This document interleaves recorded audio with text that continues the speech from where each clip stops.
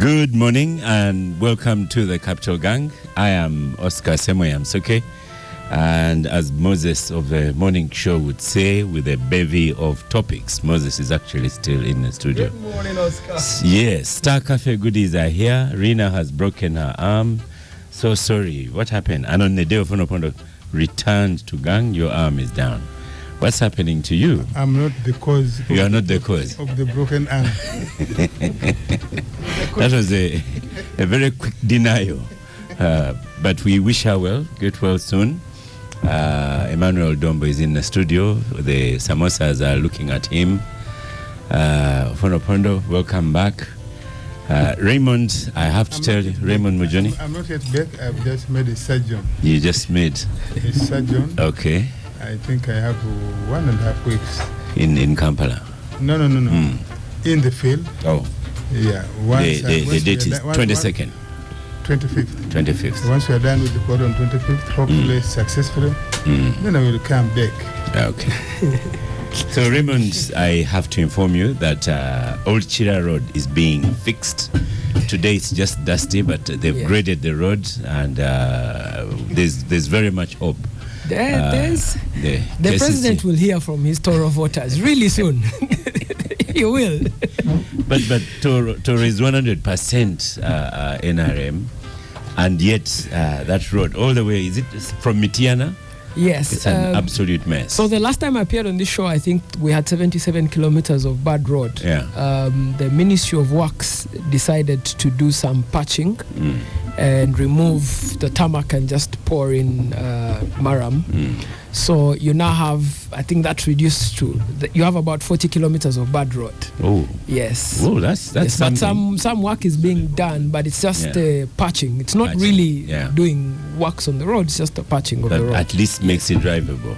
It makes it drivable, but I also saw a letter from the president, I think on Tuesday this week, saying that money should be put in the budget for our road. Yeah. So yes.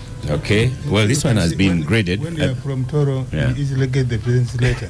It's a communication from Ministry of Works. Yeah. They have important people over there? I guess so. No, but the road has been in disrepair, and unfortunately, it's one of those roads that was built using barter trade with the Yugoslavs. And hasn't been worked on ever since. This 1988. Yes. 89. So it has actually lasted. Yeah. Yes. It is an old road. Yeah. The issue, Mr. Soon-to-be MP, is now national water. If national water is very problematic in Kampala, you know, Chigwa is now like a top city. We have street lights, tarmac, and no water. Chigo, and no electricity. Chigo, you are next to Lake Victoria. Can you imagine?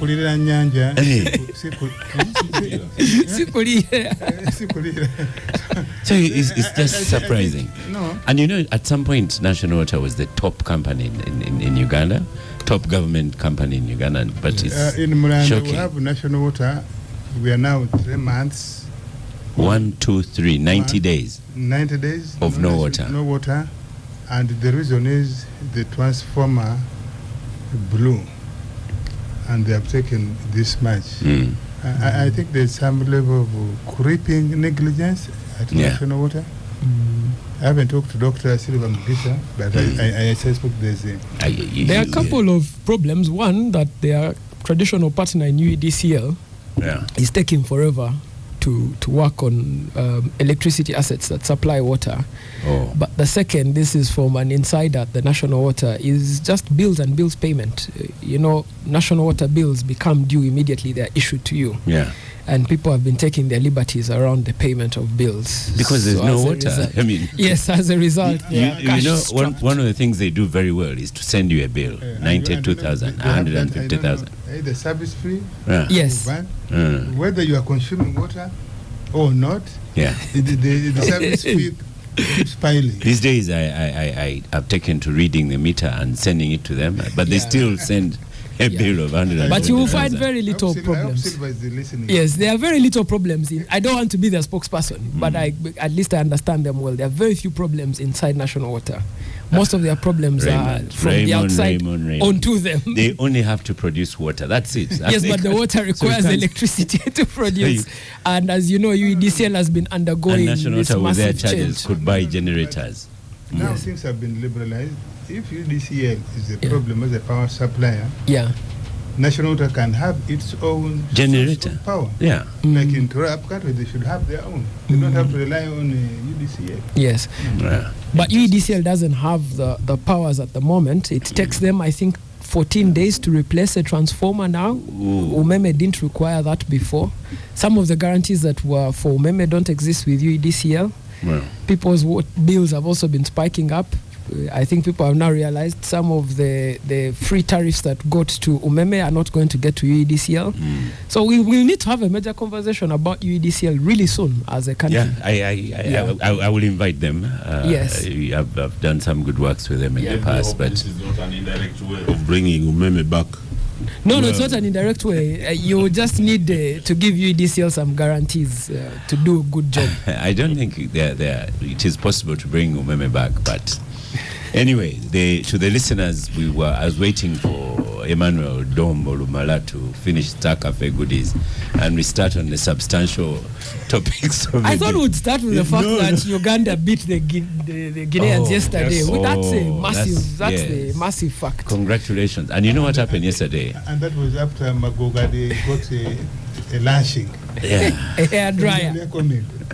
We had him here on Last Saturday, Engineer Magogo was here. Yeah. And he made us positive and hopeful. You know, yesterday I forgot to wear my Uganda shirt.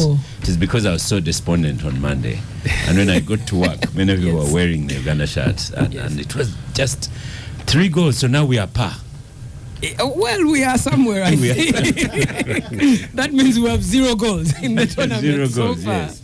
0 goals and 3 points. Yes. But you know, do you see how football is exciting? That even you know what has happened to Magogo, you know the scores, you are uplifted. In your next campaign, you must talk about football. I know what happened to him because I think he posted something on X. Come to the microphone. Yeah. But I'm not a fan of football, I must say. I know, but I'm just talking about the good feeling it brings when we win. I came by a number in the morning. I did not realize that there was going to be, because I'm not following, I don't even know what Chan is. Yeah. But when I was going back in the evening, that's when I realized that there was football match going on. Yes. And well, through Boyogore to Mkono, you feel palpable spirit. It is good. Yeah. But the stadium is 35,000. Yesterday there were 34,000 fans in it. Really good. If the Guineans had given us their seats, we would have filled the stage. The turn up was massive. I'm not a regular goer into Nambole because I fear the heartache that I would get if we lost. Now, yesterday when I went... Really, that's why I forgot to wear my shirt. Yesterday when I went to Nambole, I just entered when we scored. Yeah. And I tried to look for the slow motion. I didn't get it. Because at home on TV, you get slow motion, you look at the goal again, you celebrate again, but... pay attention. When you get it, pay attention. But we congratulate the boys. They played well. They made everybody happy. Yeah. There was no political party inside there. Everybody was just cheering Uganda Cranes. I like the Raymond says, pay attention. So next time you're going there, pay attention. Okay, now, you're most welcome to Gang, Malcolm Pamizo. We are also waiting for Abdul Katun to hear. Thank you, Oscar. It's always a pleasure to be here. A very good morning to our listeners and to the gangsters of the day. Okay. Emmanuel Dombo. So the Electoral Commission has spoken.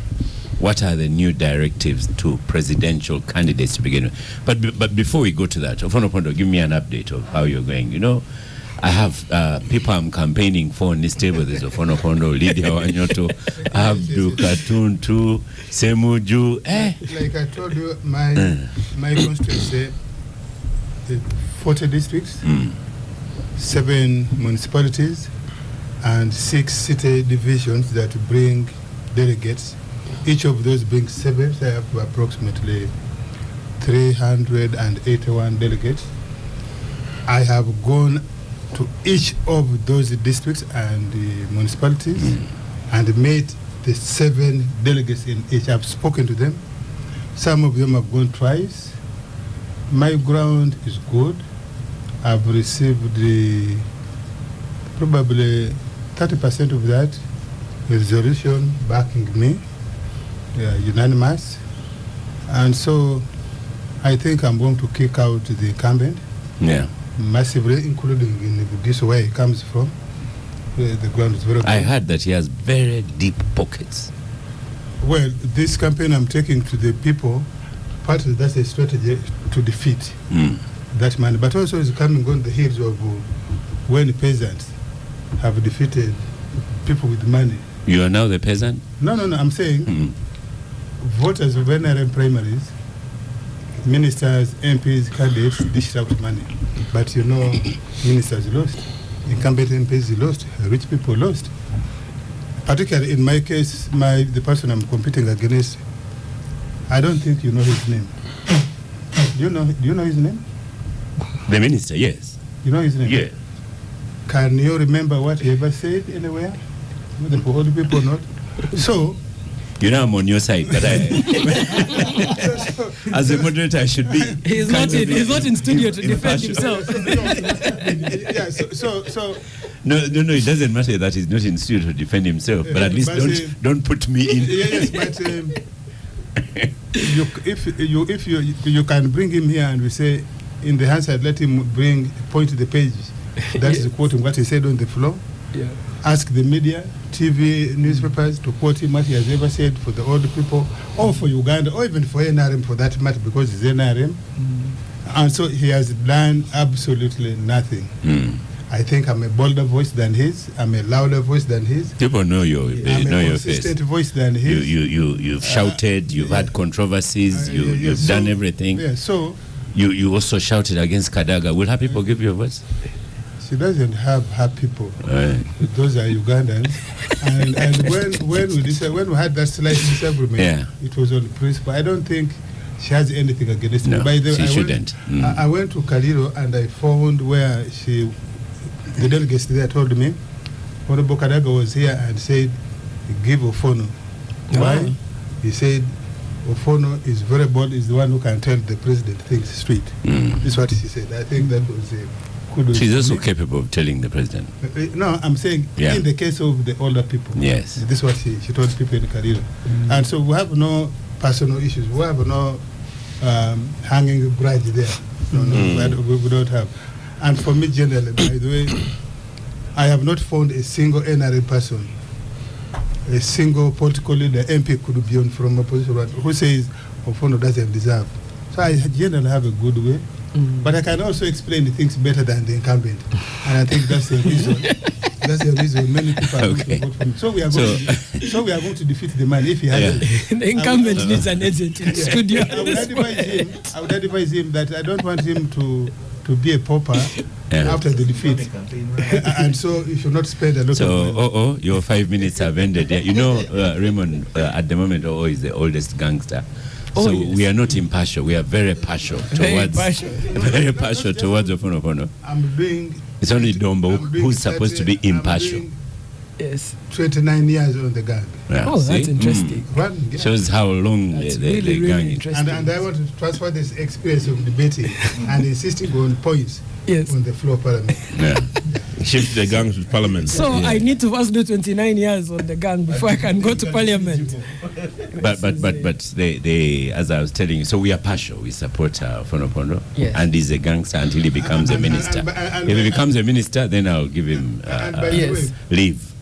Gangsters have been making, not just supporting me verbally, morally, they have been making modest what Obama calls small contribution. Yeah. Okay. Yes, I will also support affordable. So this, Raymond, Malcolm, Raymond is a journalist in the studio now because O is no longer a journalist. So his own will tell us what's happening between Kadaga and Among and Tripoli. I think we see these video clips, but later. Let's start with... So, sir, are you done with Star Cafe and we start? Emmanuel Dom? Absolutely. Yes, yesterday after the match, everybody was in celebratory mode. I couldn't have dinner. This morning, I had to hurry here. Yes. So I had to begin with the Star Cafe. Your performance has been commendable. But now, Ofono is going to keep quiet and also begin his journey. Really? Star Cafe. I thought when people are celebratory, they have dinner to celebrate the win. No, it was late. Some of us. Oscar, I need this tea because I've taken wine on the road. We're not having good coffee. So, Electoral Commission. Electoral Commission, its mandate is empowered under the law to organize elections, do demarcations in accordance to what the law says. This morning, I was talking to one of the officials from the Electoral Commission to say, I've seen in a press conference and you're promising us regulations. When are they coming? Because we need them. What has so far been put up by the Electoral Commission is what is provided for in the law. What candidates need to do, what the minimum standards they must follow when they are doing consultations. Those ones, the aspirants for the presidential, they need to go to the villages and do consultations as opposed to campaigning, because that is not yet allowed and authorized. But also, they have said that on Monday next week, perhaps, which is tomorrow, Monday this week, they will be putting up the regulations and guidelines which the candidates will be following. These ones which have been talked about is basically what the law provides, that if you're aspiring to become a president of Uganda, there is a minimum number of signatures that you require from about 2/3 of the districts in Uganda, so that every Tom, Dick and Nyai does not come here and begin saying that he wants to be a president, but you must demonstrate that actually you have done consultation and people want you. The other is the SOPs, the standard operating procedures. What is it that is expected, especially in respect to public order management? But to us as a party, now for me, I'll speak for the NRM. I don't want Masquerade here to speak for the Electoral Commission. As NRM, we are very prepared to conform with the regulations provided. We are in the final stages of the tribunal and the tribunal decisions. The political process is going to begin to deal with those who may be dissatisfied with the tribunal in preparation for the bigger meeting, the National Delegates Conference, which starts with the smaller conferences on the 22nd of this month, and then with the climax on the bigger conference, the Delegates Conference, on the 28th. And in that conference, those who want accountability of what NRM has done, they should come and listen to the national chairman giving his state address to the members of NRM from wherever they will come from. We shall publish and also publicize on all media houses this speech so that the national chairman is listened to at the cost of the party. And by the end of this conference, we shall have a new central executive committee. The election process, which started in the village with the election of the structures, we shall have reached the climax. We shall have the leaders of the NRM at the top.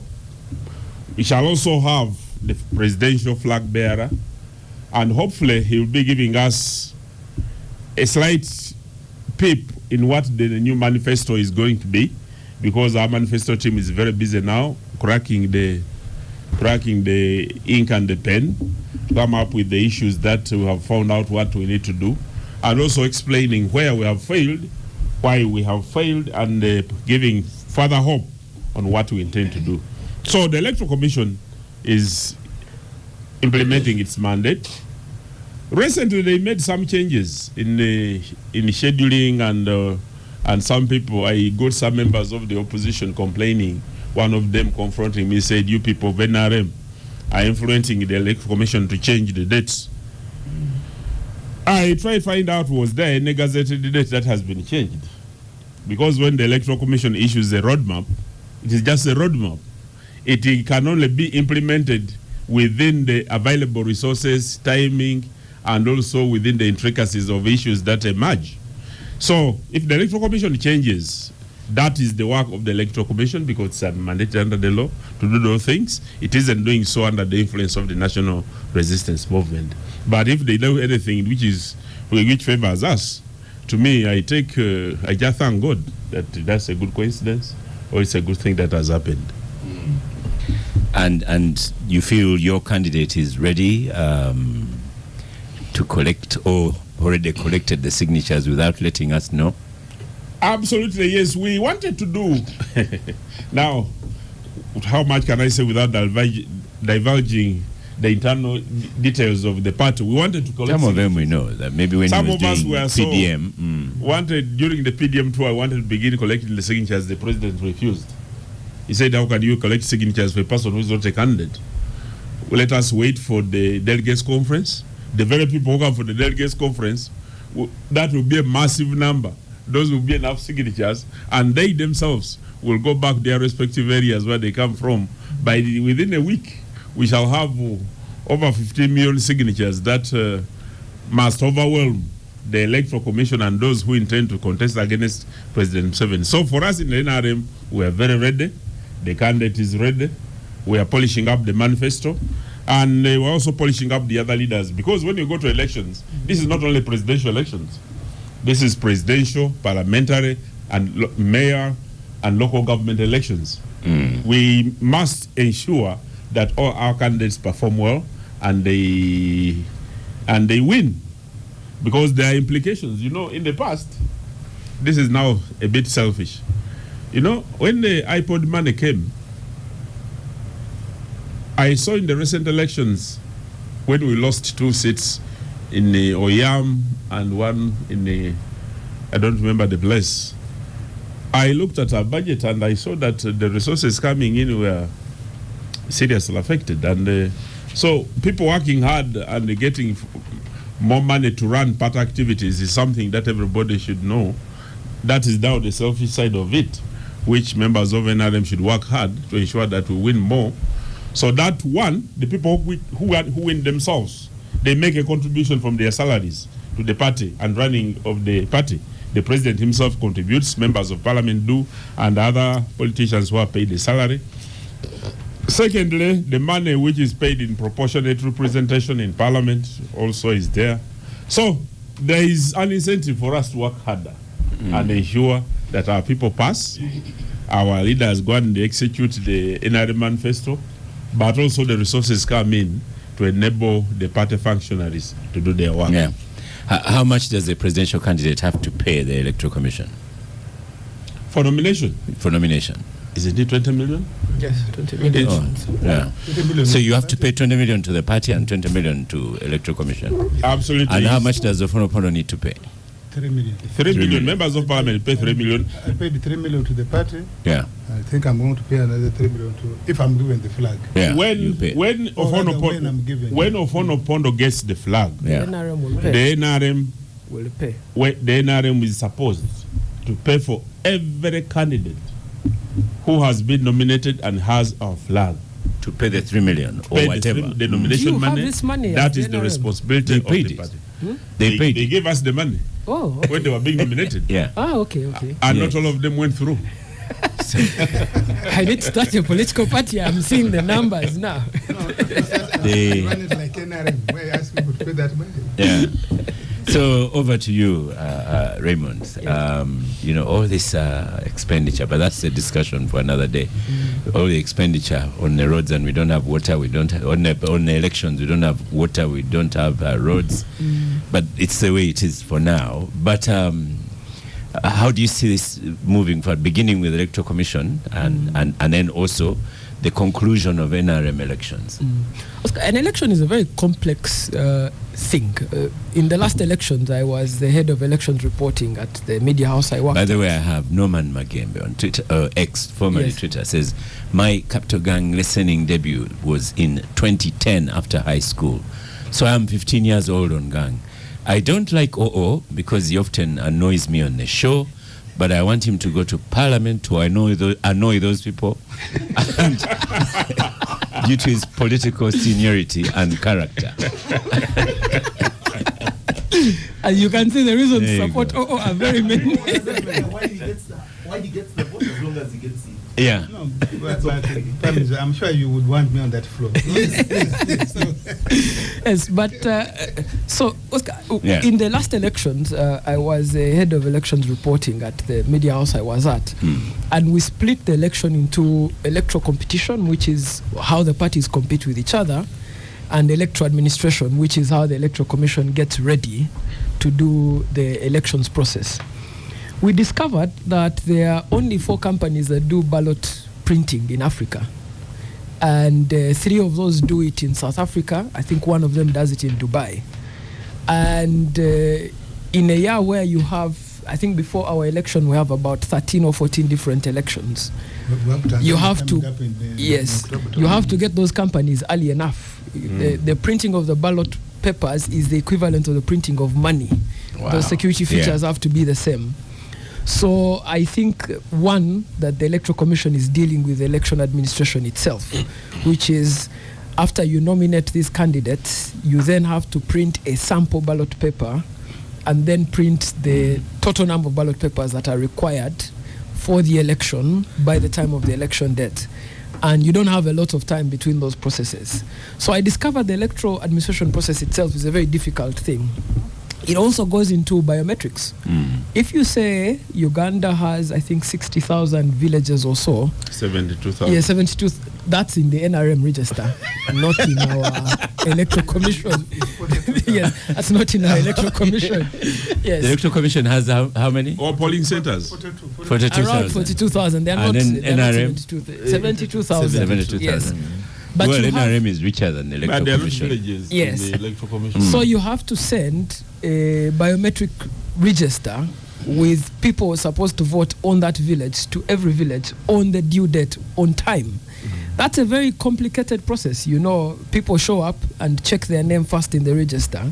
And if the electronic register doesn't work, you need to consult with the returning officer to be able to move from the electronic register to the manual register.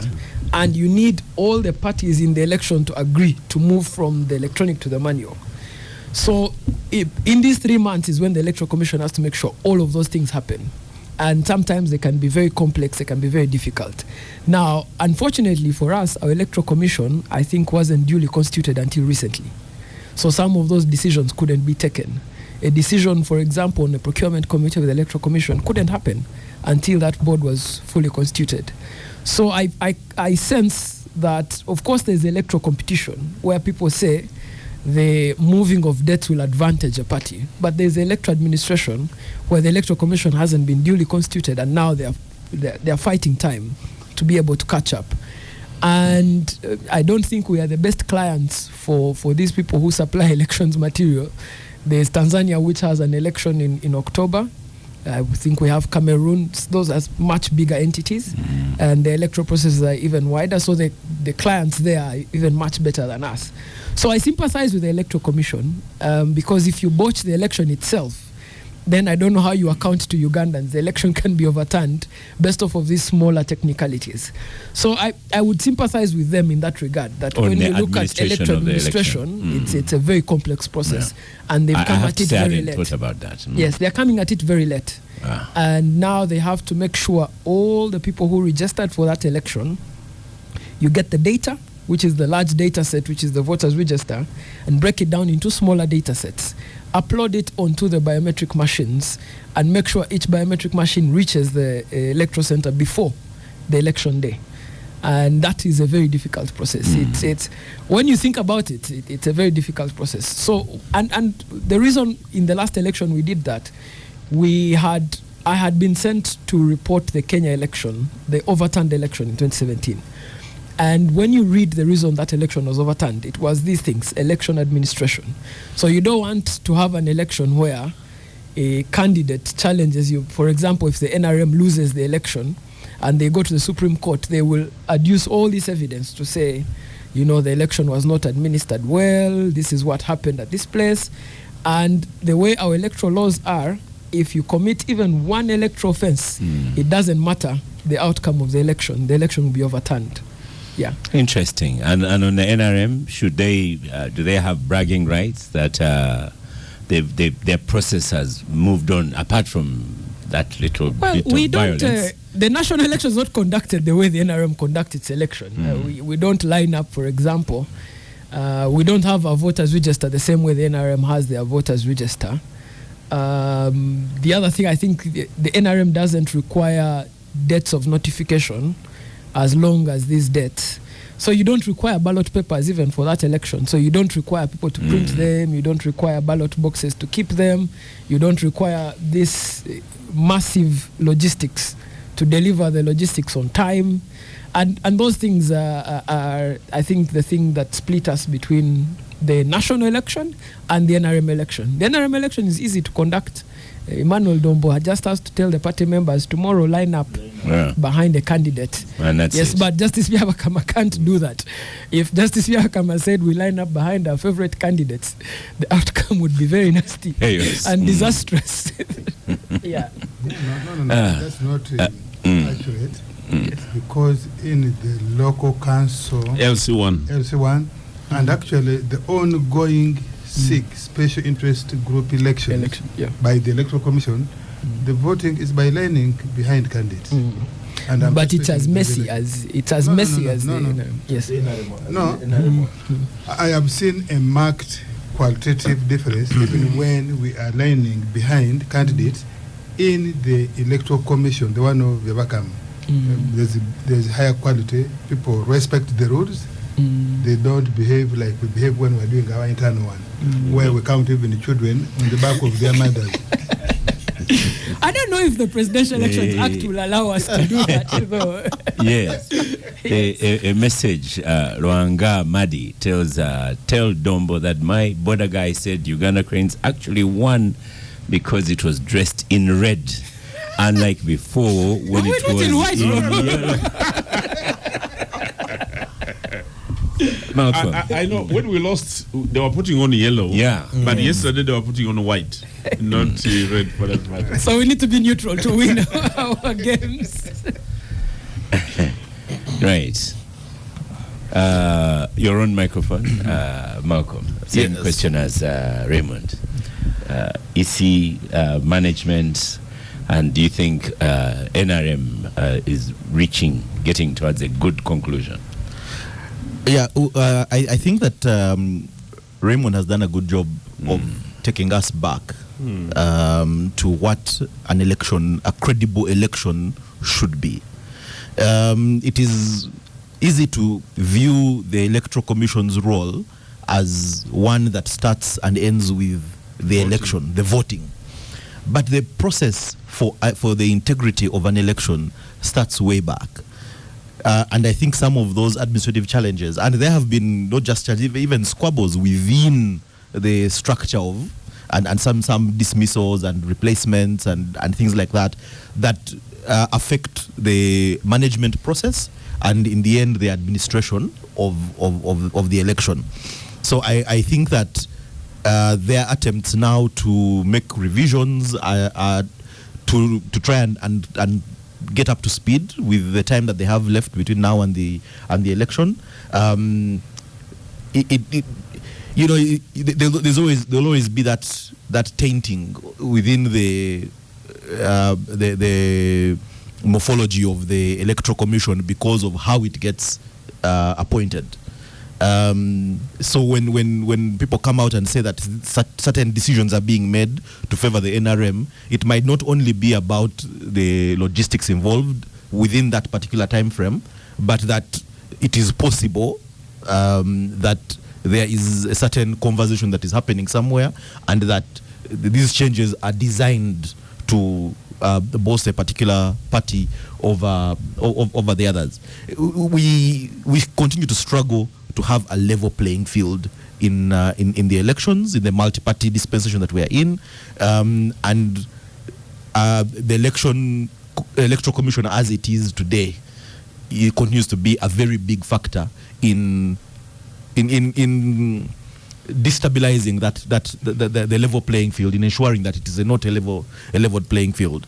That said, their task is huge, and I think they have the requisite experience now to be able to deliver. It is certainly not as easy, and I'll transition into the NRM. Certainly not as easy as the NRM elections were supposed to have been.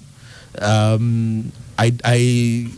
think I don't see any other word besides shambolic to describe what the NRM is choosing to call an election.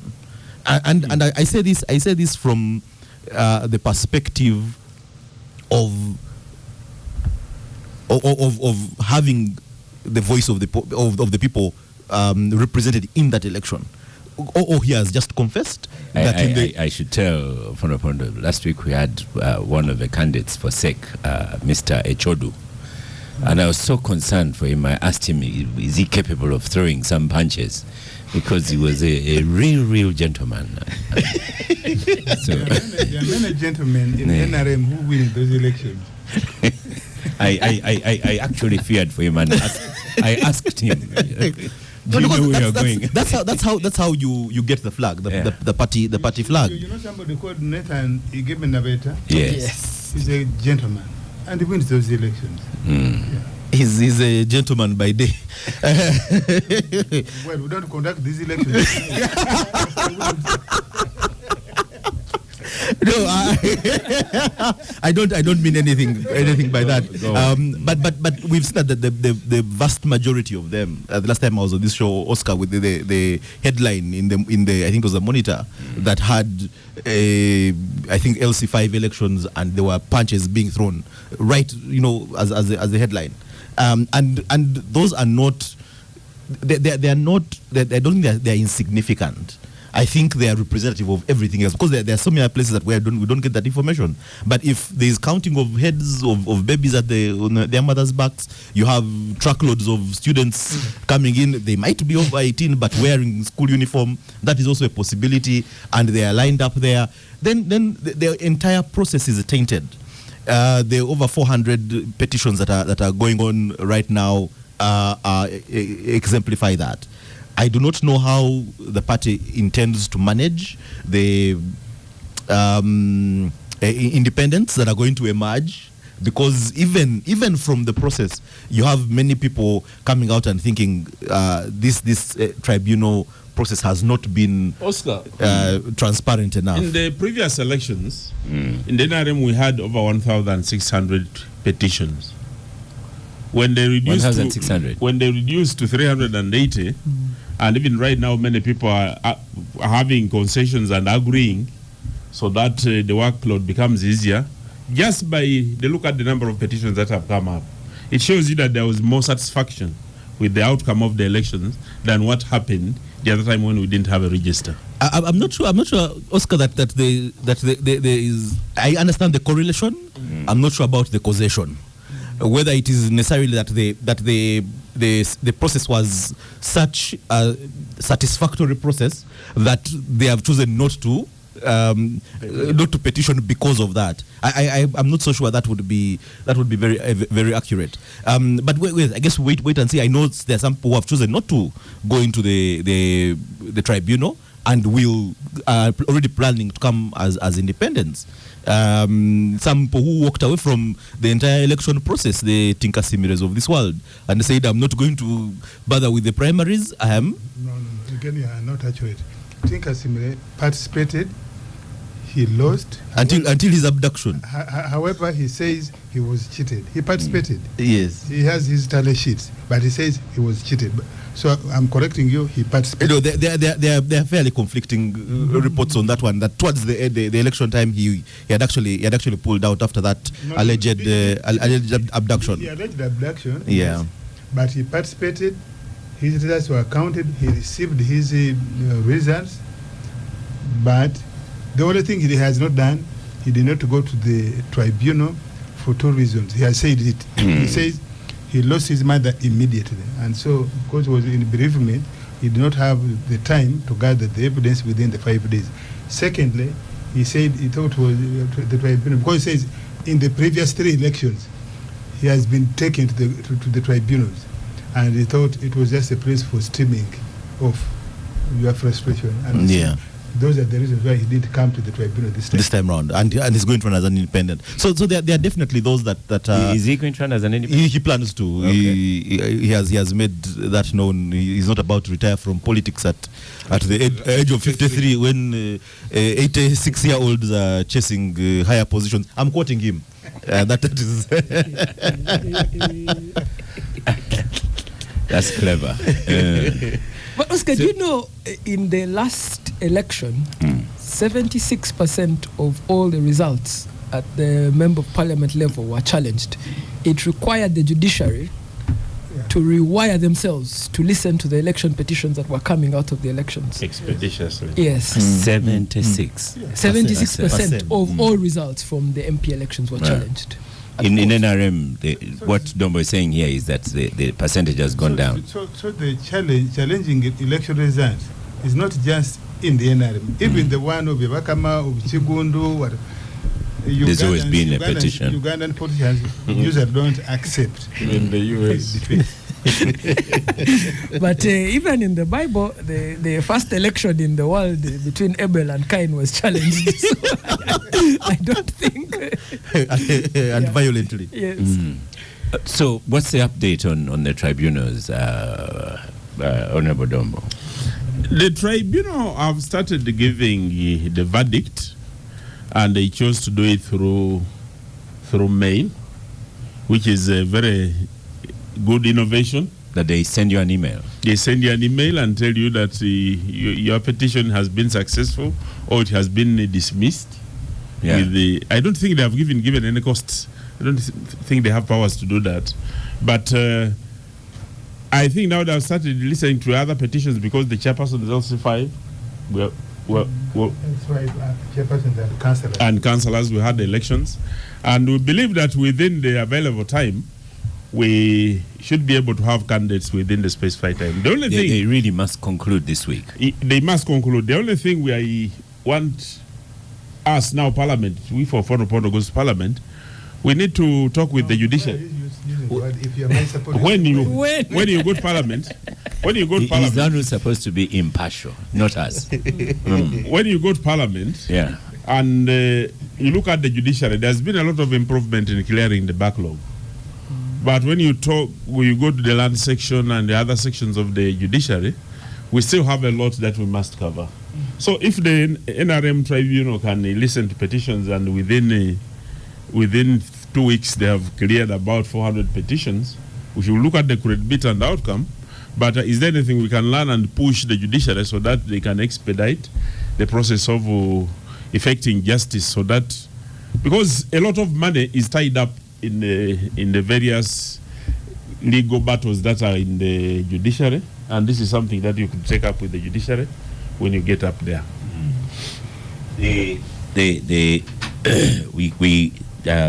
Sorry.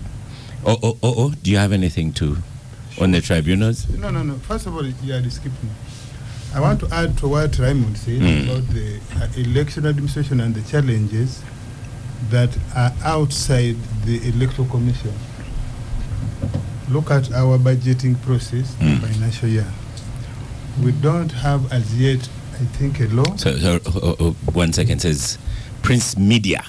Says our team, Arineto Deogracia, started listening to Capitalgang in 2012 while in Essex. In 2014, he was trained as a young journalist by Capital FM Beat FM, who deserves to go to Parliament, so that people like Semuju get competition during debates. Then, good morning, Oscar and Gang. I personally support OO to make it to Parliament, but my worry is with the 500 and something MPs, will he get time to articulate issues the way we would love him to? And this is Edgar Ayebazibwe from Shema, listening in from Kigali.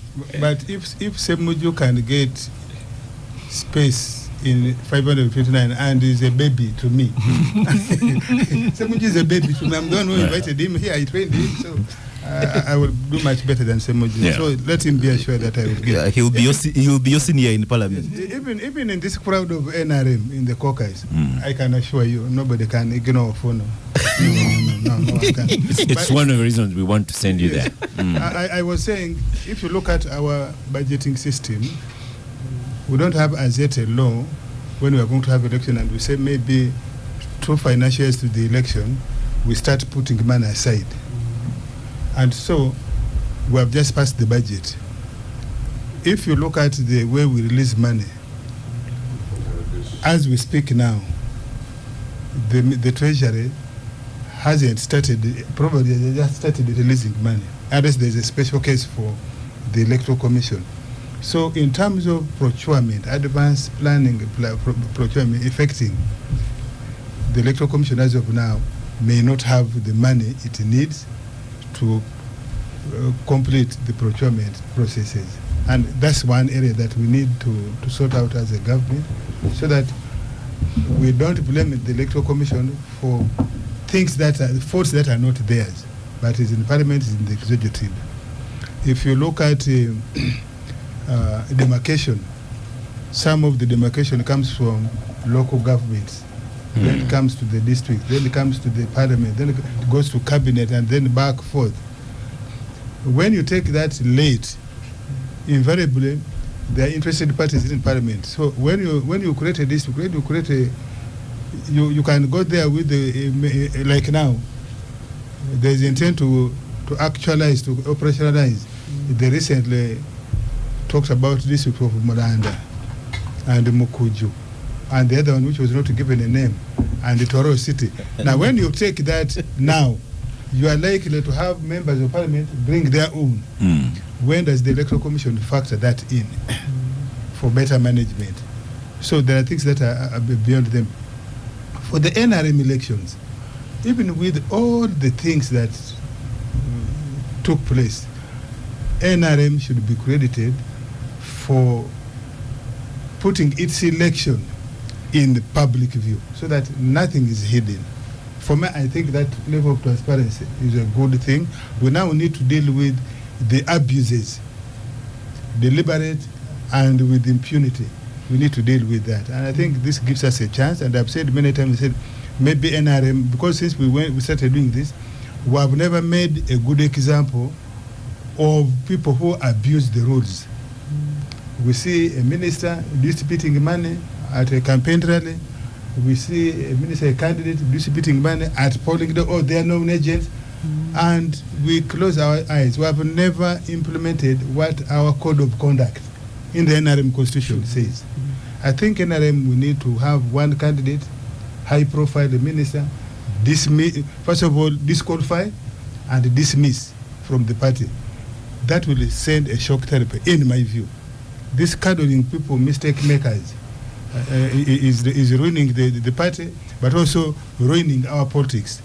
I don't think it's very good for the president who has the powers, both in the party, to complain like the rest of the party members. He needs to take serious action. Now, even with those flagrant infractions, you can still see that overwhelming majority of Ugandan candidates are seeking position in NRM. The other day, I was at the Electoral Commission of NRM. 2 people came, complainants. One elderly lady, I think she must be like 50, 55 there. She had run for councillor in Bujiri from a sub-county to go to the district. And her results were swapped. She put her own money, traveled to Kampala to reach Tangodoi to complain, and then petition. Another man came from Ntungamo. Now, as we all know, local councils don't have money, don't have a salary. But somebody is committed seeking justice. For me, that shows me that actually, even when NRM makes these mistakes, it is still a popular platform for many Ugandans. Whereas I think that OO has a point on how interested people are in these positions under NRM. I also think that in many places in this country, it is such a hot ticket to be an NRM flag bearer because of the so many perks that comes with it. In some places, and I've interacted with candidates who are petitioning, some who have been petitioned against, and they're trying to defend their positions. And they tell you that I must have this flag, because once I'm done with the flag, the general election is. And for me, I don't think that's something NRM should be proud of. I don't think so. Because it speaks to a certain disorientation within that, for it to be that obvious. No. But many of the people who would make those changes, I'm not trying to speak for that lady that you met, but from my interactions, many of the people who fight tooth and nail for that flag do so because they know once they have that, they have state machinery behind them, they have the whole apparatus of the NRM that has a relative infusion with the state behind them, and the chances that they will win that election have been catapulted to about 98%. So they have only 2% to work for. The late Professor Foster Byarugaba, who taught me political thought, political philosophy at Makerere 43 years ago, told me that politics, how did he define politics? Who gets what, when, how, and when. So there's nothing wrong with using a political party as a mail card, provided you use it as a mail card using the rules available legitimately.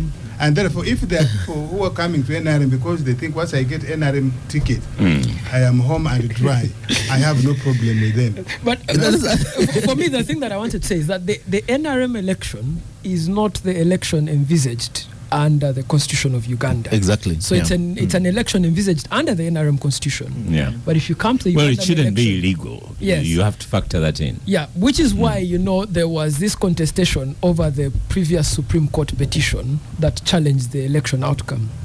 I don't think that the Supreme Court would have undone the election, but the Supreme Court had asked the Electoral Commission to do certain things under the amicus curiae application to make sure that the election is free and fair.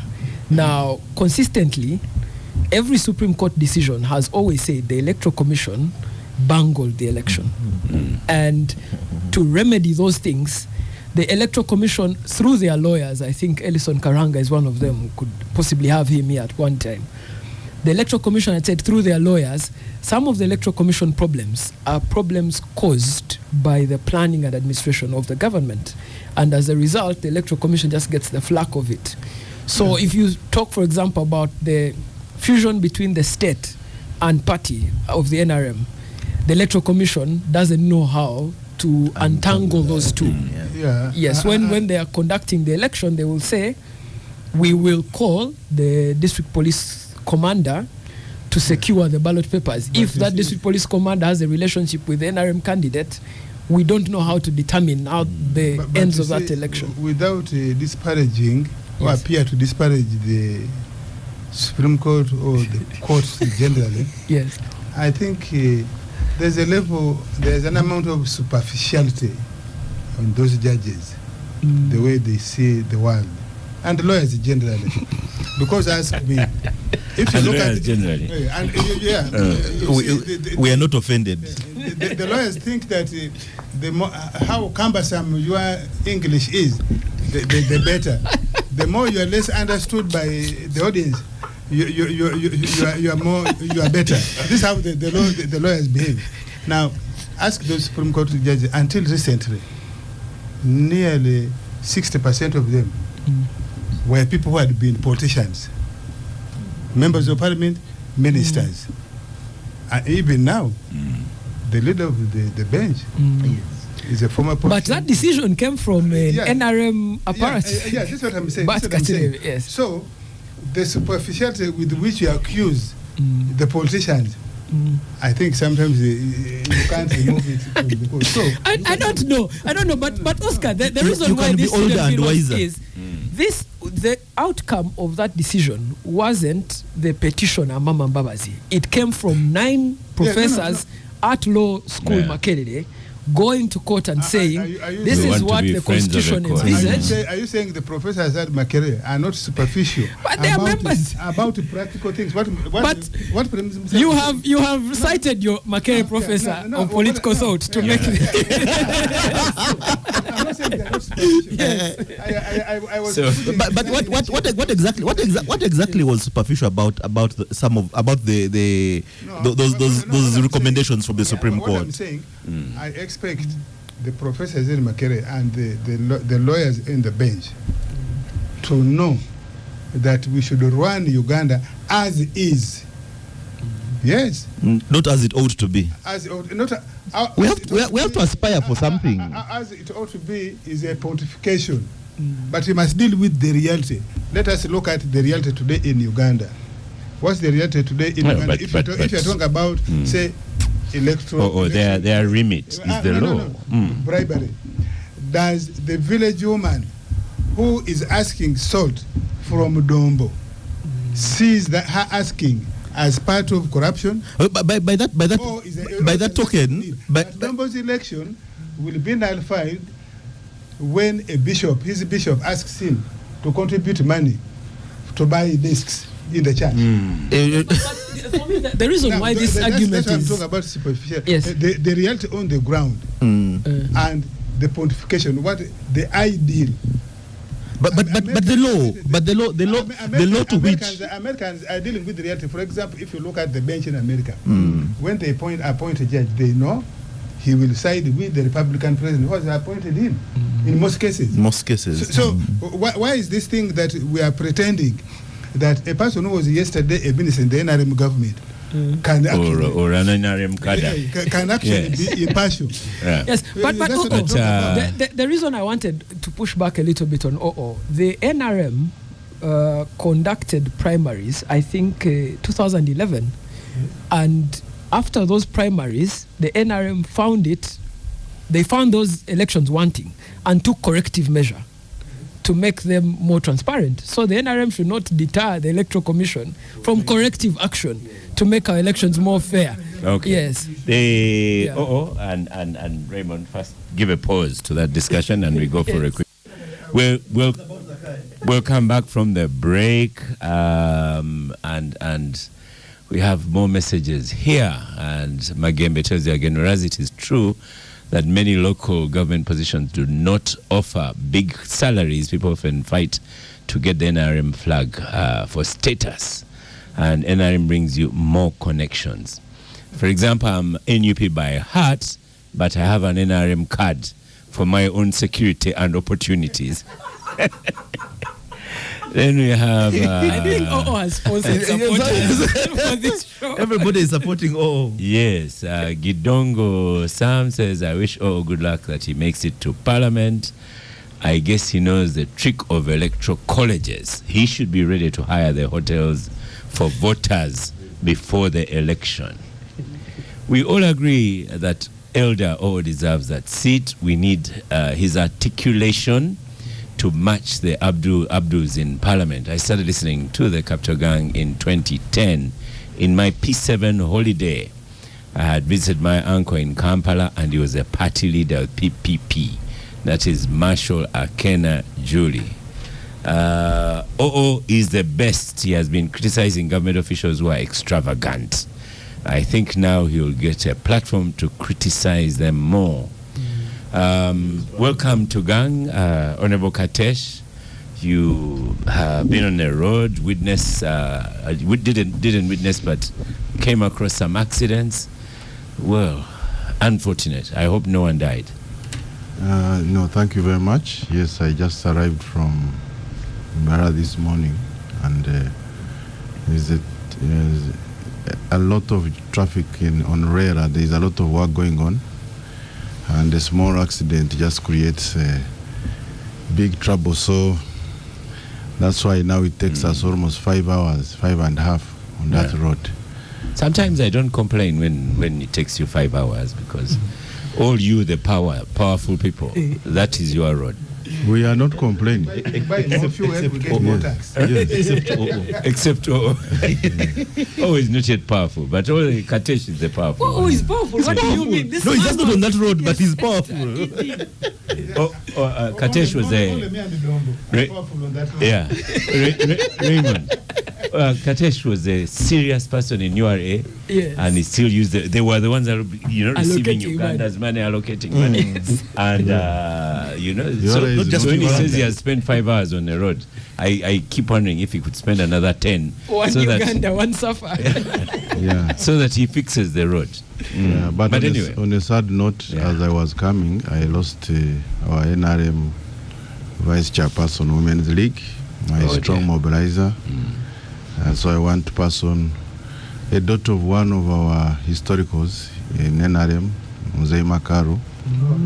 Yoasi. So Catherine Komhanji is our NRM chair, and so she passed on this morning. So it's been a very tough morning, but a very big support of NRM and mobilizer. Very sad. So we had closed out topic on the election. How did you manage your election to flag bearer? Remember, even when elections had stopped, people were electioneering against you. I saw these letters and then hacking into your Twitter handle. So this time round, when it was live, did you need boxing matches? Did you get gloves?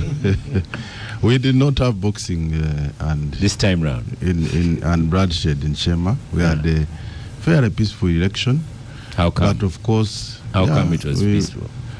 The previous one was not so peaceful. To us, the tension was high. We did not have beatings, even in the previous one, apart from someone who procured gangsters come and beat people. But this time there was no violence, and except that, of course, there is what you've seen with elections now. It is business. It is business. People will not let you go because it is a business season, and so we saw what happened in Ankole, in the whole of Ankole, for example, the wave that took all our women MPs except one, and most of our colleagues. But generally, there are a few complaints here and there, but we won with a big margin, and petitions also came. As we saw, almost everybody was petitioned, and it is high time our party put a cost at petitions, because it is becoming a very big mess. Because there is a petition I've seen for the mayor of my municipality, where the reason the person has put is that there was multiple voting and massive ballot stuffing, and it's in a petition for a primary election. Yes, that there was ballot stuffing. So it's becoming a very big mess. We understood the children. Yes. Those are ballot So the party needs to put a cost. There should be some kind of bond that if you are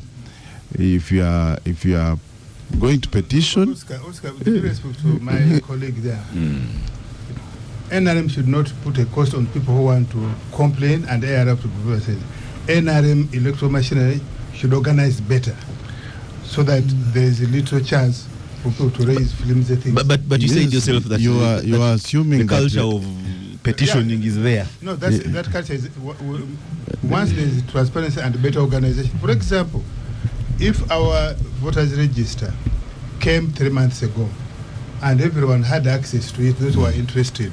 But I can tell you, we wait for this election, these candidates didn't have access to the register. In a circumstance where candidates don't have access transparently to the register.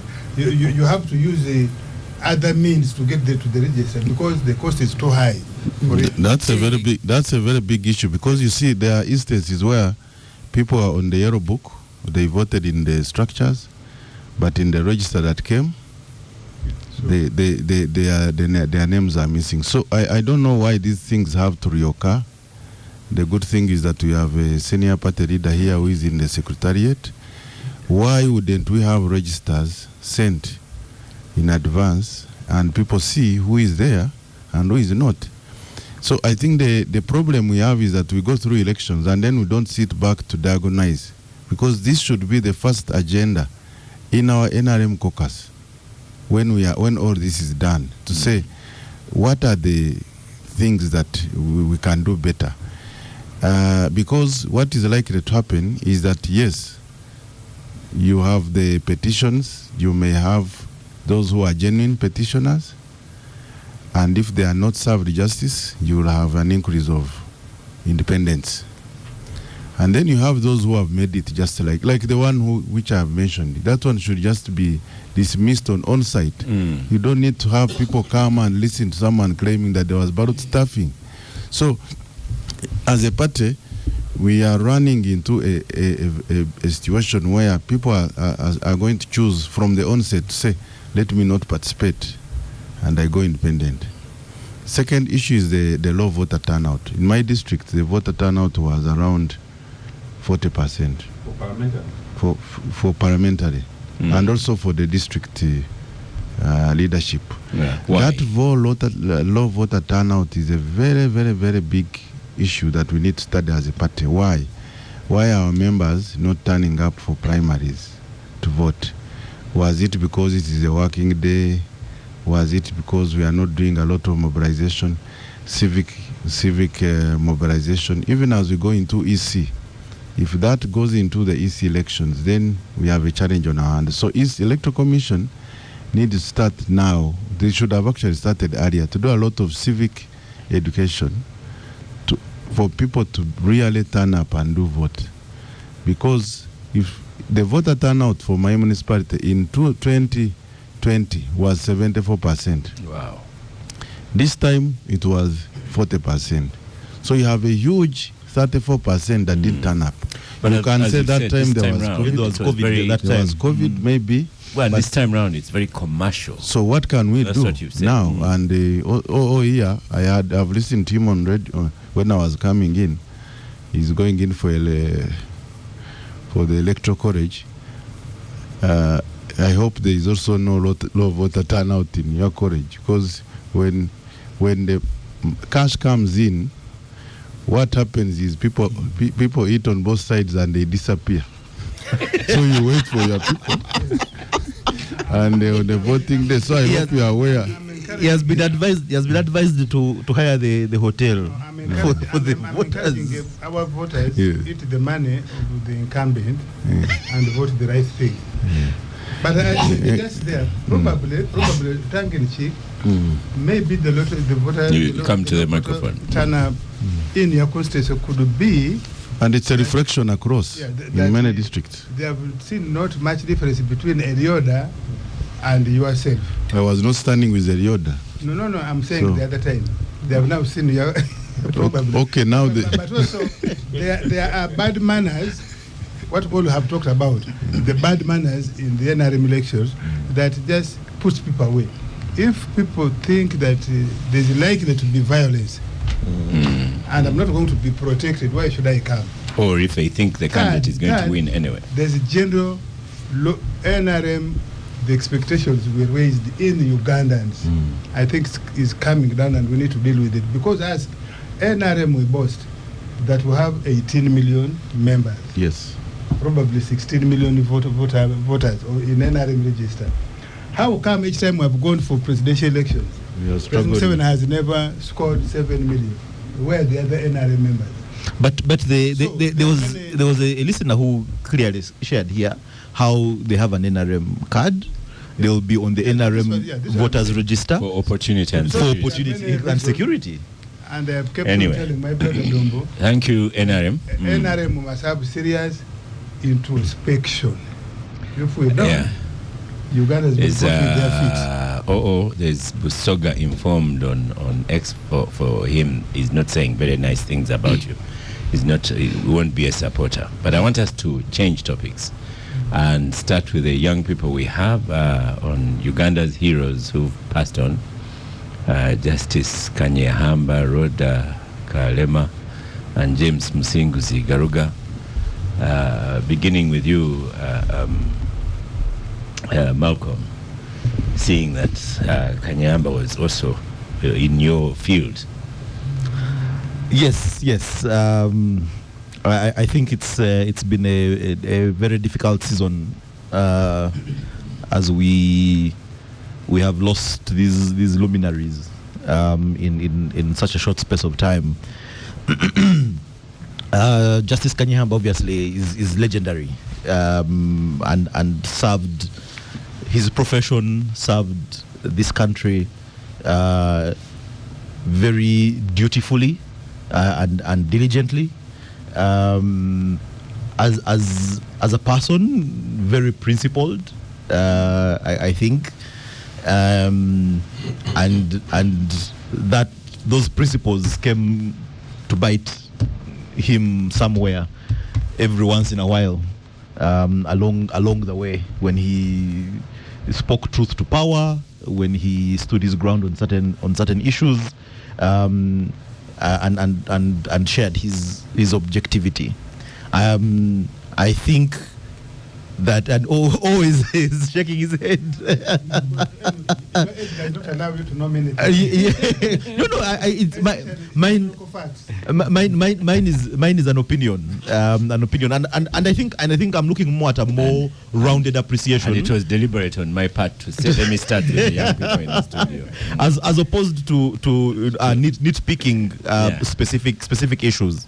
I think in the late Rhoda and Sibirwa Kalema, we have lost a huge icon for women in politics and men, certainly.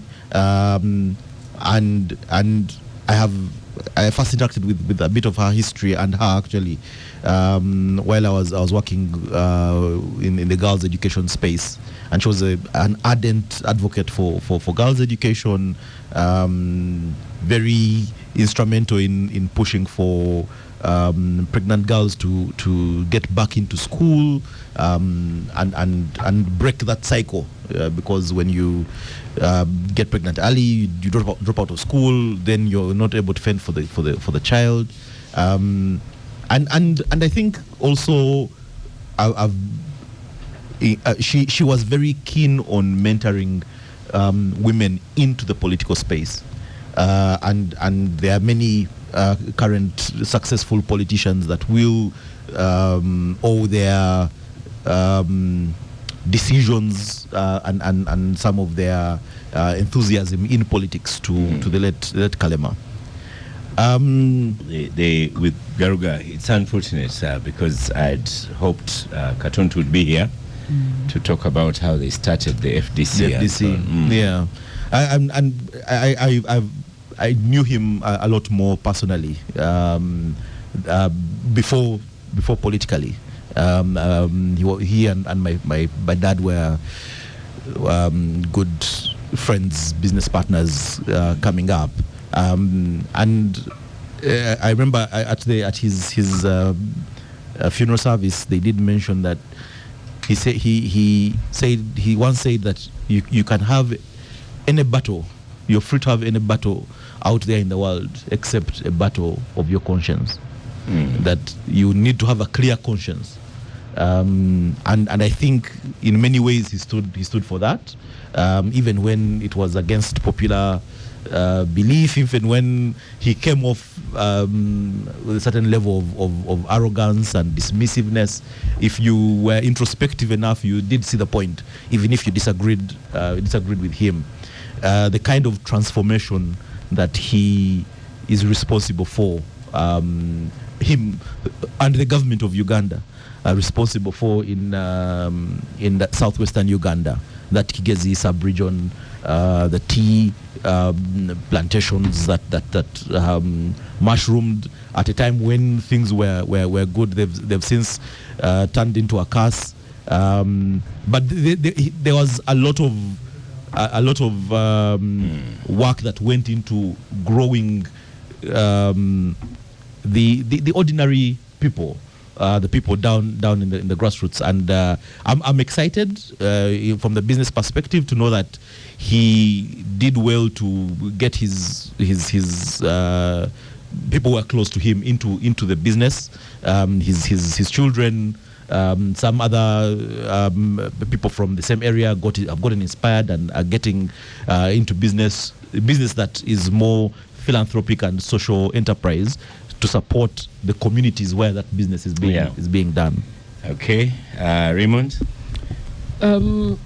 Oscar, I don't know if there's any one word to describe all three people. They were each very different in terms of temperament, in terms of character, but they each offered their part in the country. I am a little bit more apprehensive of Garuga's family, that he didn't pen a biography, so he died with all the knowledge he had.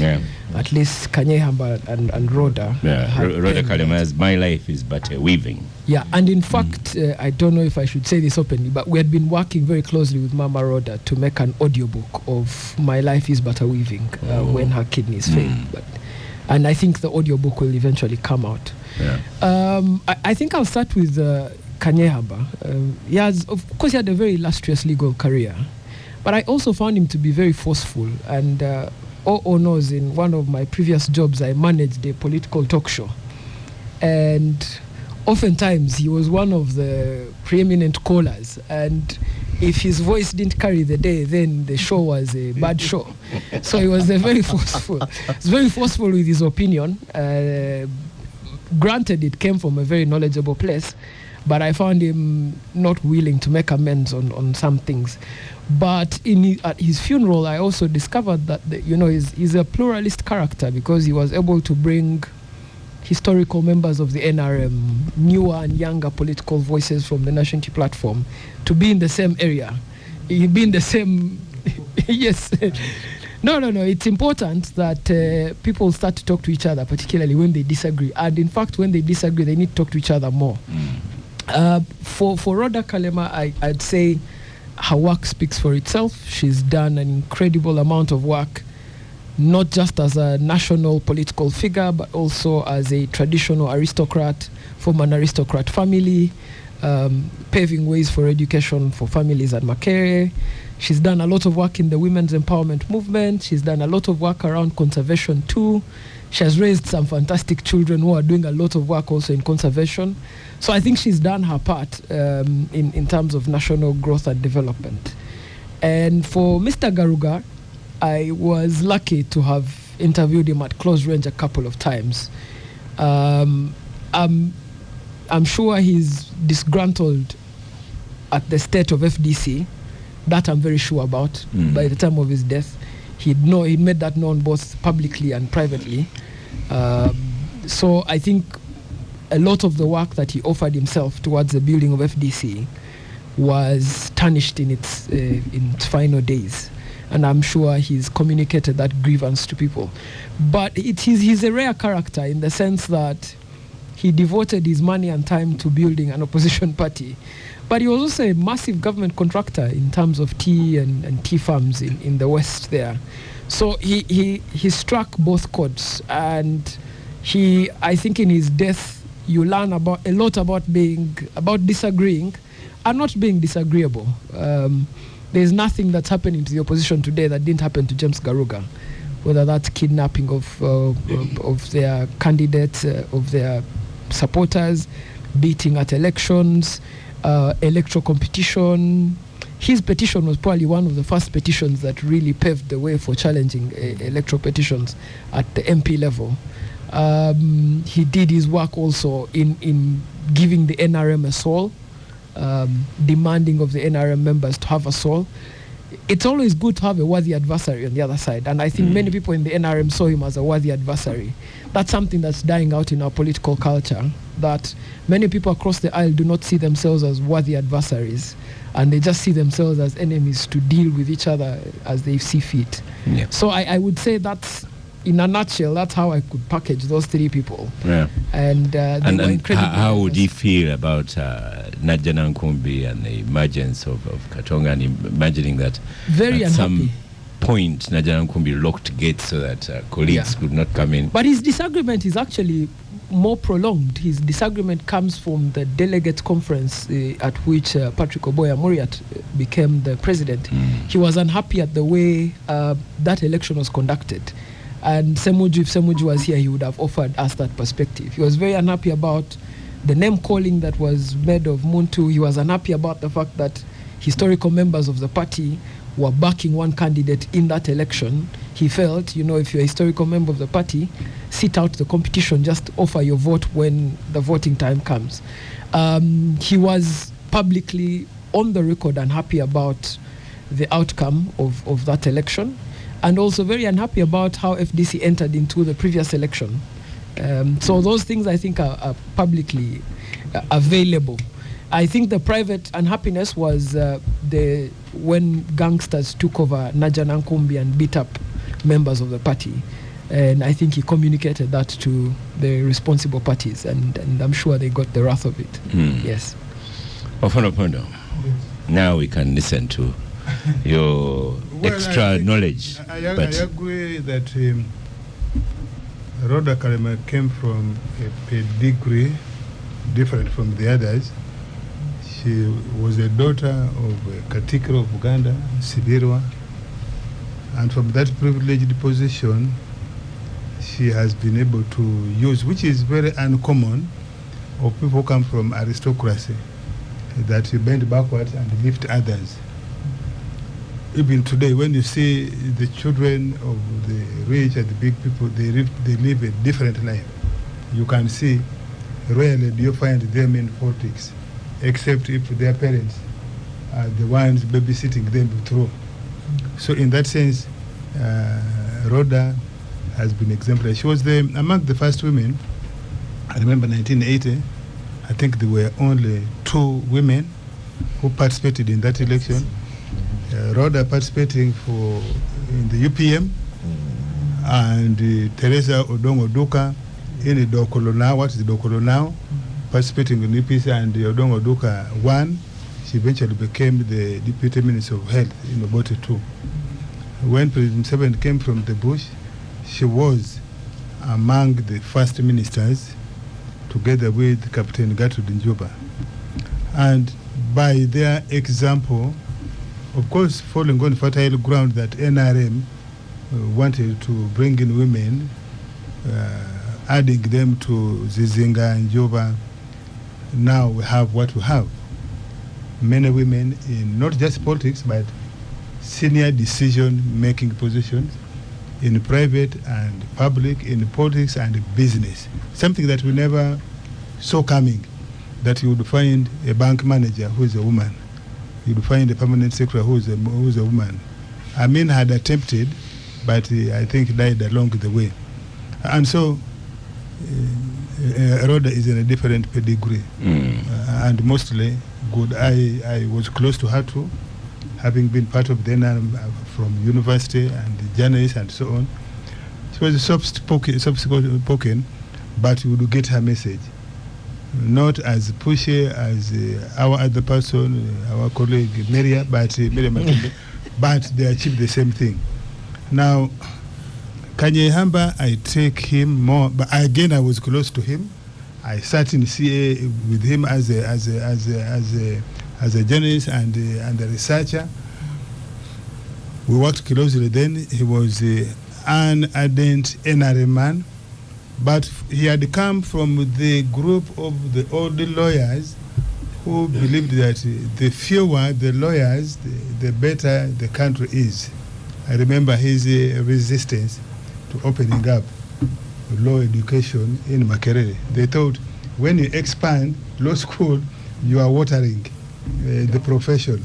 And you can say up to today, for somebody to go through law school, to be an advocate, they take people in circles, failing them and so on, so that the fewer they are. And he had, because of that, He's among the people who went to, I think, to study and remained in the UK. In Wales. In Wales. When Amin was overthrown, they returned as scavengers. They believed that. No, just pause there for a second. No. I just want us to have a break. Belonged to them. We'll do a quick break and then get back. Come back from the break. This is the Capitalgang, and we are eulogizing some heroes. Opondo is on microphone. In that post, I mean, it is not just him who I'm saying returned as scavengers. Kanyahamba was, in my view, a fair weather politician. When things become hard, he looks for a shade. So when they failed in the UNLF and Binaisa, he went back again.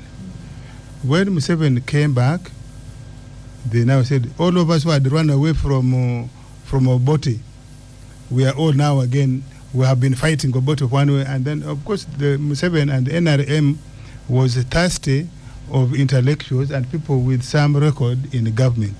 They returned. The Minister of Commerce, Attorney General. Go and read the disagreement between Tinyefuza, as he was then known, General Tinyefuza, when he wanted to leave the army.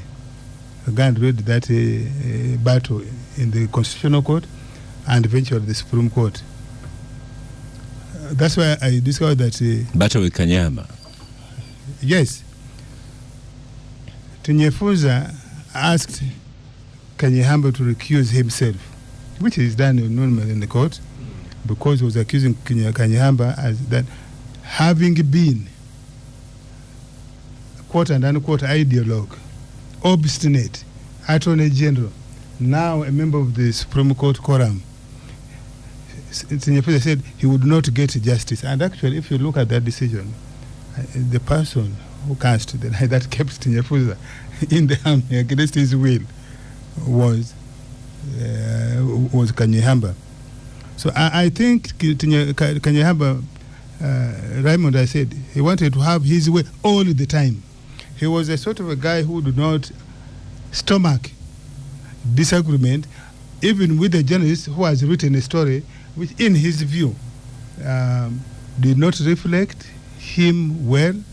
If you wrote a column and you mentioned him adversely, I remember him coming for me at the New Vision, because I'd written, when we were doing the CA, I was running a Sunday column called the Observer, and I was summarizing the debate from my perspective and was chairing Committee 4, which dealt with the legal issues. And each time I would summarize things from my perspective, he would come physically for me. I remember many times it would be William Pike separating us. You can imagine a former minister, a former attorney general, now CA delegate, chairman of a committee, because you have written the column, he follows you in the newsroom and demanding that you should be suspended or be even dismissed. So I don't find him a liberal person. I didn't find Kanyahamba a liberal person. Because of his education, he thought he should always have his way. He was the brightest, he was the best, he was the most diligent, he was the most honest. And I don't think that's a kind of person you want in leadership. Somebody who doesn't want to take, who doesn't have humility enough to concede certain ground. And Garuga? Garuga was the first one to take me to court. When they had their battle with the Right Honorable Mambazi for Kinkizi West, 6th Parliament, I think. I was the Director of Information and Public Relations at the media at the Movement Secretariat, and in that capacity, I would speak for people who said they were movement candidates, and I happened to speak for among us during that election. I wrote a column, and it took me to court when he sued when he sued Amambas, when he petitioned against the victor of Amambas. He added me in. I traveled many times, and his lawyer was Kenneth Kakuru, the late judge. they really tormented me, those two. But eventually we made up. Eventually we made up with the Garuga, and we became friends. May their souls rest in peace. Yes. But Garuga was a philanthropist. Even when you disagreed, since he had money, he was generous with his money. But again, I think he's also what we would call the portrait of the political economy of Uganda. The portrait of political economy of Uganda. You know the political economy of Uganda, each time you change leadership of government, the people who seem to be doing well economically almost invariably come from the areas where the leadership comes from. He made much of his money in the deals with the government. You remember Incafex? There used to be something here called Incafex. They were passing as consultants. And because they had controlled the Ministry of Finance, the Bank of Uganda. At that time, this talk about corruption was not yet as high. I remember Rosindana saying, there's no corruption in Uganda. What is there is that there's media freedom to write about it. Corruption no, but Oscar, there needs to be context for this. The context was that, we had structure adjustment programs at the time. And when the structure adjustment programs happened, there was this insistence that private sector should play a role in the growth and development of the country. But when you are OPEC, who gets contracts of government? But who gets to supply TC dealings? This is why I'm saying context. Let me ask you. Yes. He has just talked about tea in that Kigezi area. Yes. Show me one advert in that time that Garuga responded to that the contract to supply. I don't think there is an advert. Yes, so I don't think there is. Saying. Yes. The portrait of political economy of Uganda, because you have your man. Your fellow Michiga is the treasurer in the treasury. You have another in the bank of No. You have also, Oscar, the reason I'm saying it's not fair is because the people, even Gordon Wavamuno, for example, is one of the businessmen who benefited from those structure adjustment programs. What money you're talking about? For number plates. He got a Mercedes-Benz from Paul Etienne. Yes, no. The thing I'm saying is provide context, because it didn't just happen in Uganda, it also happened in Kenya. That private sector. I summarized my article, the portrait of the political economy of Uganda. Yes. Not that they are ingenious business people. No. No. And you can see each time they leave, the business empire collapses. Oscar. Yeah. First and foremost, I want to send my condolences to the families of the people we're talking about. And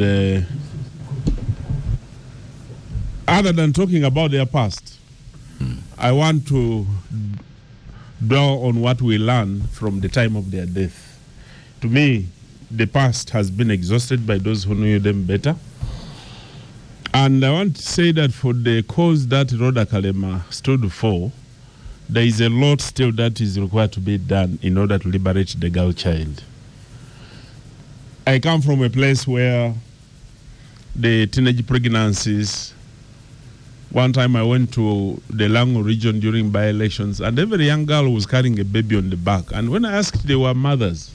And I said, what do we do to liberate these children? The president has brought skilling of the children to learn something, a skill that can make them live. So the cause that these people lived for, there is still a lot that requires to be done. And I will call upon the leaders in their respective capacity, especially those in the women movement, that let us not relax, thinking that what Rhoda Kalema did was enough, but there's still a lot that requires to be done. When you get to Kanyihamba,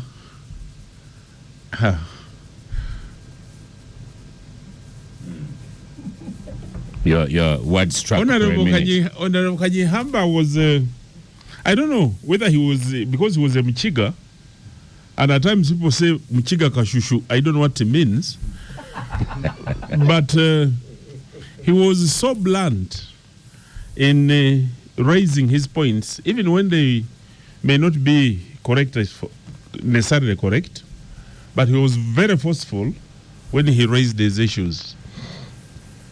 Before he died, he had contacted me earlier last year that he was going to launch foundation, and he sent me a compendium of books which he had written.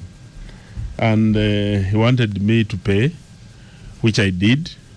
Even this year I bought a little bit more so that the NRM Secretariat can have a wide range of literature for people to read, because it's not good to speak for him when he wrote and people can read what he wrote. And because of that,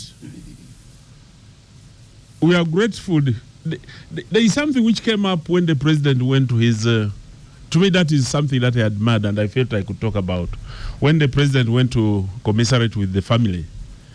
So even in times of disagreement, we remain human beings. You see, politics is coming in Uganda where those living don't want to even take the opportunity to introduce their colleagues. Just to mention that Honorable Fono Pondo is here, we recognize him as a leader. People would not want to do that. But these elders, President Museveni, George Kanyehamba, and they kept talking even when there were disagreements that was happening. So the politicians of this country and the people who aspire to take up leadership, let us remember, one, that we are human. Two, that we are mortal, because these ones have died. They lived, they have died and gone. So when we are dealing one another, let us respect humanity, and let us know that when that time comes for us to go, what is it that we shall need to be remembered about? For Garuga, I knew him more because during the time when I was the chairman of PAFO in Parliament, PAFO, When FDC was being started, he's one of the people I met quite often. But other than the politics, I used to admire his smell for money. Because in one of the discussions that we had, he told me that he had a washing bay when he was a student at the university. And he also said that during the lessons, he would get pamphlets from the students who had performed better than him, and he would compile them and sell a pamphlet from other people's work. You see, that perspective and level of smelling for money to know that from this one is knowledge. Yeah. There are people outside who are yearning to know more than this. Listen a bit to Paul here, sends me a long missive. When people praise people like Garuga, I frown a lot. He's part of an NRA mafia that participated in dismantling the infrastructure they found around. I know a lot. A case in point is the defunct Foods and Beverages Limited Properties. And the message continues. Could be that was part of the smelling for money I'm talking about. Because send it to Raymond, the journalist. In the context, like I told you, in the context, there are communist Marxists who had an idea of the way the economy should go, and there were capitalists who had an idea. The capitalists won the day by a large mile. And many of the communist Marxists are unhappy about the outcome of that. Honorable Nwagaba had a function. So it's ideological. Honorable Nwagaba had a function in his constituency, and we chartered a plane here and flew, and we landed in Kinkizi. That's when I knew that the runway on the airfield on which you were landing was for Garuga. And when we sat and discussed, and you'd see he would look so far. Even before you get to know that you must be there, for him who would receive opportunities, that there will be many tourists coming in this region, there will be this opportunity, and he ventures and invests. Even in the this tea industry. One time, there was a very big disagreement when the president was going to visit Kanungu area. Yeah. And there were many people who didn't want the president to go and visit Garuga's factory in Kanungu. It was a huge debate. I was privy to it because I could interact with some of the people when I was here in Parliament. But still, in all this, we admire that he lived a good fight, even when he had those challenges. When he was leaving politics, he chose to invest in things that would uplift his people from poverty. And for us who are still living and those who will come after him, let us take the good traits. For the bad things, let them get buried with him. And for the good ones, let people learn from them so that we can make the country much better. Okay. Katesh, The Elizabeth in Kampala says one was a Muchiga Kashushu and the other one is a Muganda Wow. I don't know. And pure means breed. They are equals. Muchiga Kashushu equals Muganda. But I'm not so sure Rhoda Kalema is Muganda Wow. Thank you very as you much. said, an aristocrat. Yeah, I think both of these people have left a legacy, and they have played. Which two? Because we're discussing three. All the three. Okay. And all of them, if you write the political history of Uganda, they can have many chapters. If you look at Rhoda, the late, since 1961, when she was the junior minister of culture and community development under Benaisa's government, and you remember she was also a founding member of UPM. She was among the people who were arrested 3 times by state agents in January 1979. During that time, so she has tested the good and the bad politics of this country. Later, she was a minister of, I think, Deputy Minister of Public Service, and she is a champion of women issues. So I think that we celebrate her legacy. Definitely, the causes she stood for are well known, and I hope that we can have many Rhodas to actually mentor, especially the new upcoming, women in politics. Because what we are seeing today is we are losing that class, that quality, and that should be a very big concern. As you look at these women, you look back and ask who is following in the footsteps, and I think that's a challenge for another day. If you go to the professor, I think a lot has been said, but I can say that Professor Kanyamba, I think, lived on his own terms until his death, because he was uncompromising when it came to what he believes in. And like many have said, like a true Michiga, sometimes, maybe many times, he came out very forceful on his issues. I know that he was a very, very big champion of human rights. And even as a judge, there are very many controversial decisions that he took. You remember that he was among the 3 justices who ruled against the re-election of the president in 2006. Yeah? Was that a human rights issue? No. Part of the issues was the human rights issues. I am not saying the two are linked, but I'm saying he had... But also just remember, when he was the Attorney General, that's when we had the 3,000 lodgers. Yes. People were arrested in northern Uganda, eastern Uganda, never taken to court. Yes. And he defended it. So that's why I'm saying that he had a mixed legacy. For those who fell for his wrath, they have a lot of statements to make, and as you have heard. But when you are judging a human being, you look at a 360. And the most important thing for me is what my senior here has mentioned, Dombo. The president honoring the family to go and visit and commiserate with the family reflects on the kind of politics that we should all be looking at, because even in death, I am sure that the president, amidst all those issues, including the ruling against him, etc., I'm sure that the president values his contribution to this country, and many of us. But so when you are looking at... Oscar, I thought that should be given to the character of the president, because... Yes, that's what I'm talking about. Not the deceased. No, I'm talking about... Because the president has gone to the funeral to commiserate with his arch enemies. Exactly, that's what I'm saying. So, that's why I'm saying that the most important lesson, as he has said, is what the action by the president amidst the disagreements.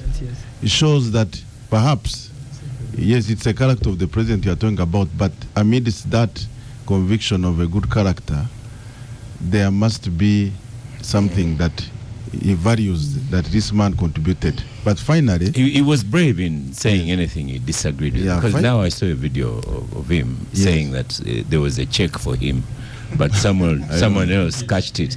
I just don't know how you can do that. Yes. on the late James Garuga, I was in Kanungu 2 days ago. Incidentally, my mother comes from the same locality. Obviously, the people of Kanungu have lost a very, very big hero. What I can say is that regardless of his political thoughts, he has participated in the development of the country. He was an investor in the hospitality industry, in real estate, in agriculture. The 1.8 kilometer runway airstrip at Garuga, its contribution towards tourism. As someone who has interest in tourism, I know that the decision to build that airstrip is one of the game changers in terms of the tourism in Kigezi region. To be able to have, tourists go to Homa and all the surrounding areas in Kanungu. So his farsightedness to think about that kind of investment, put up a facility. He was also a philanthropist. Amidst his disagreements with government, he donated the land for Butogota Area Center 3, for Nyakabungo Town Council headquarters. When he withdrew from politics in 2016, elective politics, he said he was going to focus on what he called development politics. So amidst his disagreements with the government,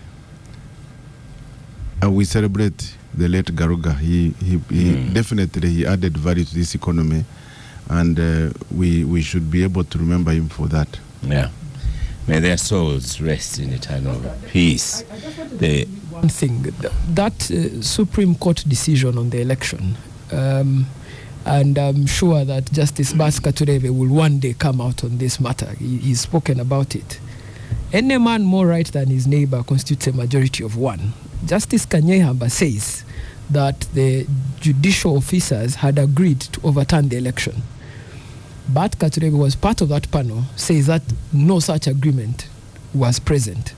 And Bat Katurebe says one of the reasons why they eventually ruled not to overturn that election was, had they overturned the election, it would still fall back to the same incompetent electoral commission to conduct an election. And that a repeat election would have been more violent than the next one. And I think it's important that that part of history, the people who took part in that people write that part of their history. Justice Kanyehamba was fair to us to give us the inner workings of the Supreme Court. Other people who were part of that bench should also give us what happened so that we can compare narratives. Yeah.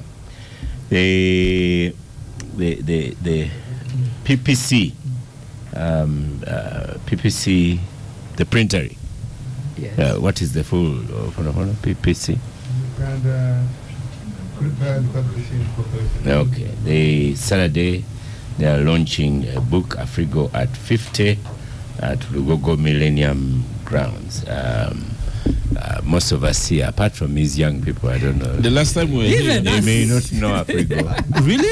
Really? Malcolm and Raymond may not know Afrigo. Moses Matovu and his peeps. Yeah. But why not? Behind here. Little Flowers, I know. Little Flowers, I know. Then Medain Palisas tell Odeon Cinema. Please tell Honorable Dombo used to give us balls and jerseys for football when I was in Bukedi College, Kachoga. So see, your philanthropy has stopped now that you're high in the hierarchy. No, you don't want to. You don't want to. What was he looking for? What was he looking for votes that time? Then, they were in school, so I'm not sure if he was at a level of voting. That could have been philanthropy. No, you don't see candidates giving mathematical tests to people so that their parents can vote. Okay.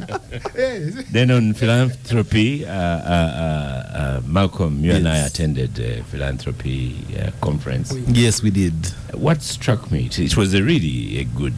Did you manage to get there, Raymond? I was there the day before the actual the media. conference. We had a smaller roundup. I spoke to the very editors. good, and there was someone who talked about Rotary, and Rita talked about the cancer run. And since the governor instructed me to always talk about that, to say that I'm a Rotarian, And you have three Rotarians on gang today. who is the third one? Katesh. Okay. Apakololo. Yes. Excellent. So the Uganda Rotary Cancer Run is coming up. So, but what struck me, Ofanopondo, let me tell you, Honorable Domo, what struck me when discussions on what we can do institutionalize things like the Uganda Rotary Cancer Run, people seem to have left government behind. So it is like we have left government with Dombo, and now people are trying to, come to the microphone. We have all of 2 minutes to the government think of Uganda is very present, but I think there are two things that are happening. When we liberalize privatized, there are people who have formed their private institutions where they make money, and the easiest way is to dismiss government, that government is not delivering services. There wasn't a dismissal. There wasn't a dismissal per se. But I felt that there was no discussion. If you hear people who say government schools are not doing well, they have schools. Most of them are government officials who are having schools. Why? They want to say the one of government is not doing well, you take children to theirs. I've not had that experience. The same goes for the same goes for be the truth. The same goes for health centers. Okay. And when you when you ask them, who are the medical people who are working in their private establishment? They are people who are Mungo parking. They are government employees, but spending more time in private clinics, private medical facilities. Honorable Dom. Biggest problem we have had in Uganda is managing inadequacies. Yeah. Because we haven't had much. The private sector is coming up to supplement government, but also the people in the other structures of like the Rotary, they have come out to make their contribution. They have come out to make their contribution, something which we are very grateful about. But the presence of government is progressively becoming more real and physical, especially in the various service sectors of government, even when the private sector is playing its contribution. Okay, I'm glad you think so. So thank you so much. For government, it's an addition. It should never be. It should be addition. To yes. government, yeah. Thank you, gangsters of the day. Thank you, Star Cafe for powering the gang. Today the biggest beneficiaries were the men from the east. Their performance has ranked very highly with Star Cafe. Actually, even the one from the west, because he set off at 5 a.m. He had not had breakfast. So these days we say, wise men come from the east and settle in the west. Okay, yeah. But even the one from the west, the 5 minutes he consolidated. So, thank you, Star Cafe. Thank you, listeners. Continue following us on our social media platforms. I am Oscar Semwe Amsoke. We have Dance Force, my producers telling me to read Dance Force and Mix Show Promo. Is that the show where no adverts, nothing for is it 3 hours? Rough cuts. Okay. So I am Oscar Semwe Amsoke and see you next week.